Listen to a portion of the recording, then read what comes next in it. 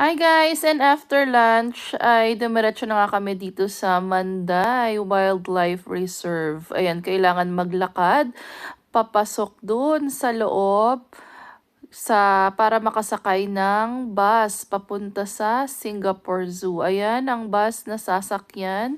Medyo malapit lang din, mga 5 minutes sa bus.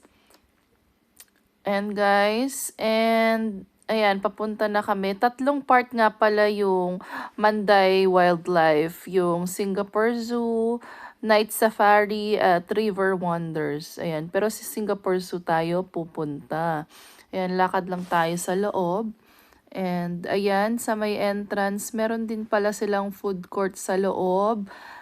Ayan, sa may entrance ng Singapore Zoo. And ayan, makikita nyo yung history ng mga animals sa loob kung kailan sila nakuha, na-acquire, at kung saang bansa sila galing. Ayan. And pasok na tayo. Kailangan palang mag-book online guys. And mag-scan ng QR code para sa time slot booking. Ayan.